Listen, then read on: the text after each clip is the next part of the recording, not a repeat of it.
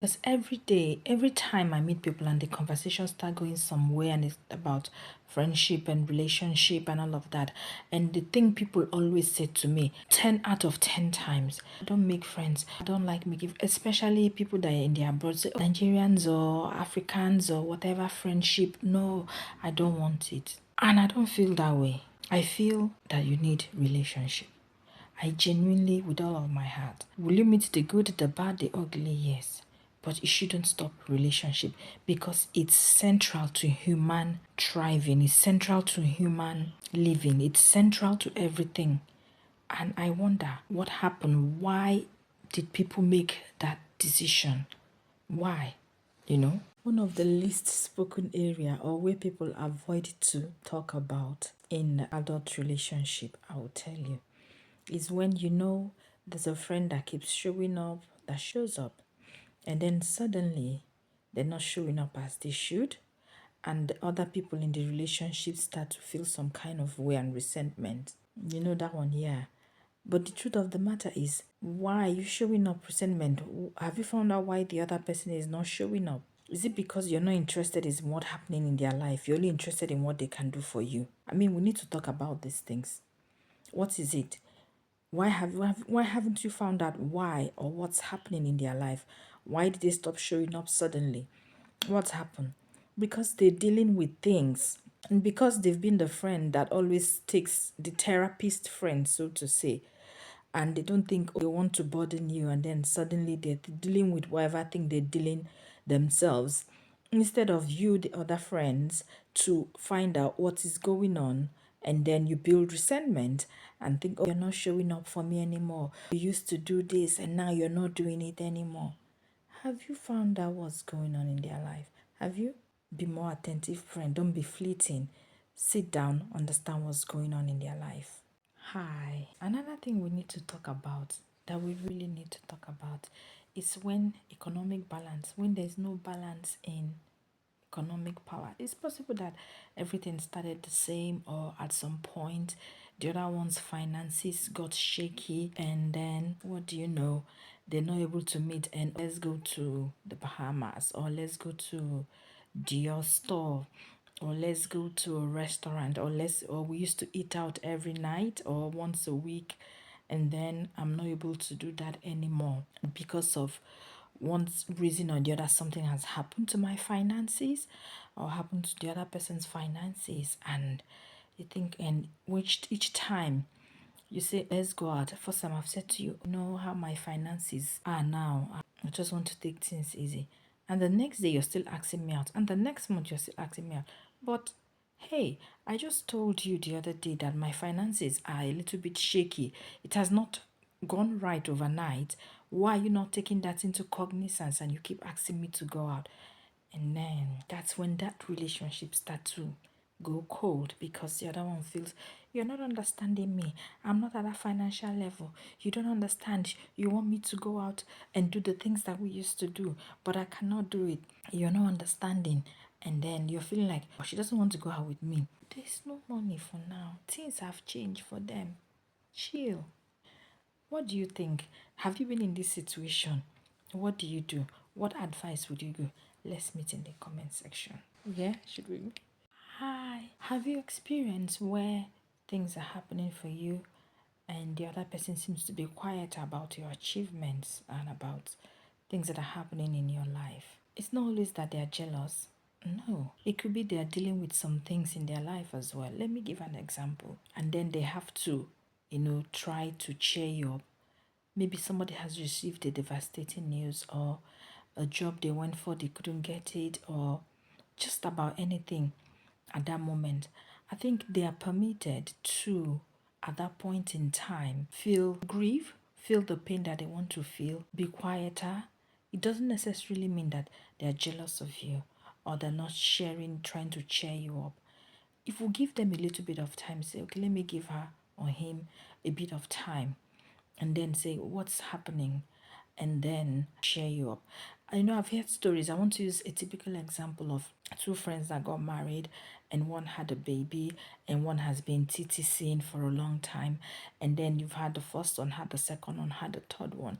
And when you get the third one, oh, I'm pregnant again. I'm so happy for you. I think it's all right if they don't share that joy and excitement at that time. We could excuse them. I think so. I genuinely think so. You could excuse them and be understanding, because it feels like, God, is something wrong with me?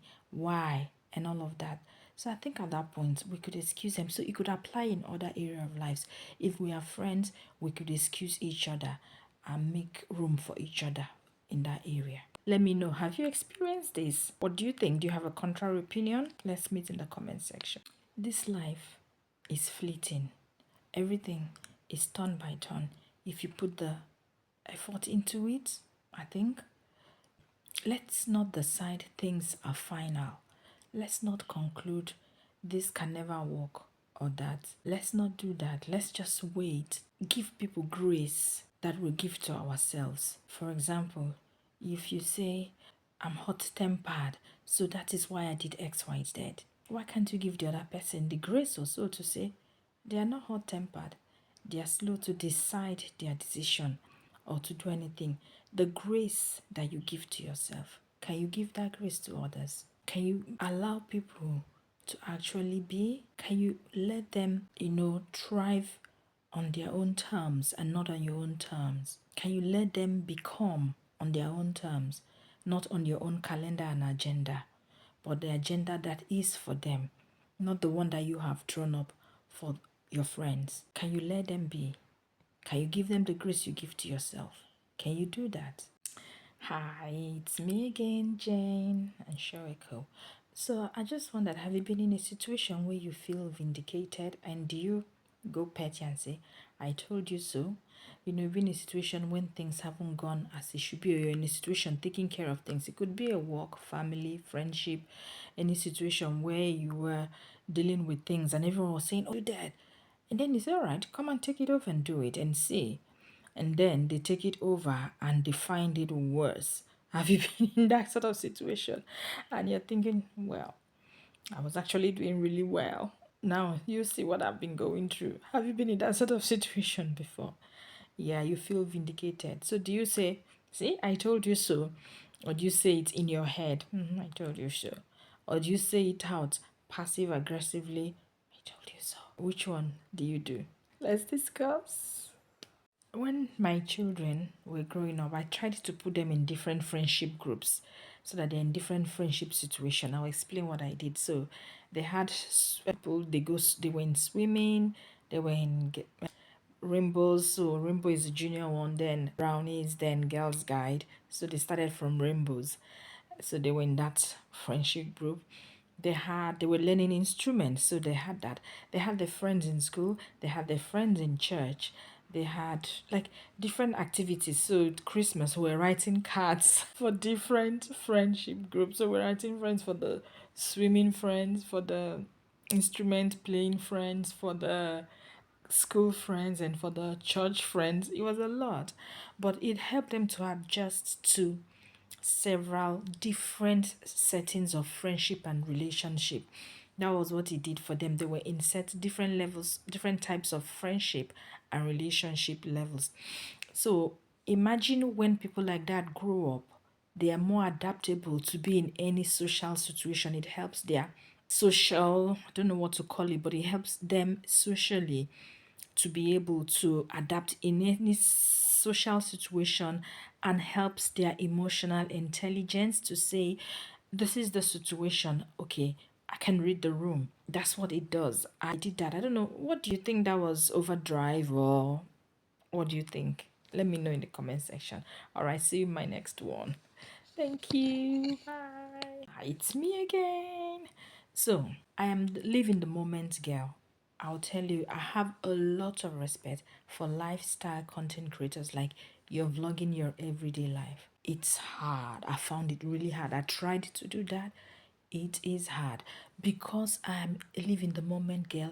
I love videos, I love pictures. I take video of everything I'm doing per se, but not, I don't know how to explain it.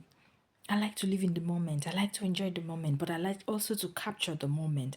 I have loads of, I think maybe I would say what I find difficult is the editing part, because I have lots of picture of my everyday life, of my family's everyday life. but to edit it and post and become a lifestyle content creator, my girl, it cannot fit do, but God be helping us. This content thing must content. What do you think? Do you find content creating easy? I don't know. Yeah, but anyway, bye. What I'm doing, I want to post a video every day of April. So you know how people say talking to my camera for 30 days. I don't know if I'll be able to do that every day, or should I do batch videos ahead for days that I'm busy? What do you think? Do you people that did it, did you come to the camera every day to talk to the camera, or did you batch make videos and things for those 30 days, maybe speaking to my camera for 30 days or speaking to my phone for 100 days? You know, there was one on, is it Salem King did, where he was for 101 days. He was, so did he batch, or every day you have to pull up the camera and talk? How did you do it? How is it done? So, hi, I'm just wondering because every day, every time I meet people and the conversations start going somewhere and it's about friendship and relationship and all of that, and the thing people always say to me 10 out of 10 times, I don't make friends, I don't like making, especially people that are in the abroad say, oh, Nigerians or Africans or whatever friendship. No, I don't want it. And I don't feel that way. I feel that you need relationship. I genuinely, with all of my heart. Will you meet the good, the bad, the ugly? Yes. But it shouldn't stop relationship because it's central to human thriving, it's central to human living, it's central to everything. And I wonder what happened. Why did people make that decision? Why? Hi, I'm following my previous video about relationship, why people say they don't, oh, I don't want friends and all that. What happened? I'm not don't I'm not ignorant of that. You've had relationship that have shown you shaggy, people have betrayed you, lost your trust, all of those things. But it doesn't mean the whole world will be like that. You must find people that will be genuine, will be trustworthy. I don't think it's people shy. We think that every relationship has to be free sailing. There has to be ups, there has to be downs, there has to be friction, there has to be conflict for you to understand yourselves. And when you've understood yourselves, you move forward. But to conclude that I do not want any relationship, why? Why? Why do you choose that? Why? Hi. All right. I'm continuing in my quest. I know we're talking about how people do not want relationship. I'm just wondering when I don't even know how to phrase, I'm trying to articulate my thought process and bring it to light to make sense to you about this relationship thing. I think in one of my videos I talked about how I put my children into different relationship groups to be able to thrive more as adults, to have emotional intelligence as well, reading the room, have general and broad understanding of relationship and friendship dynamics. And having known all of that, are people going to disappoint them? Yes. Are people going to betray them? I hope not, but it's a high possibility because they live in this world. Do I expect them to, because of that, cut off relationship? No. Do you know why? Let's discuss it in my next video. Let's discuss it in my next video. All right, but tell me, what do you think so far?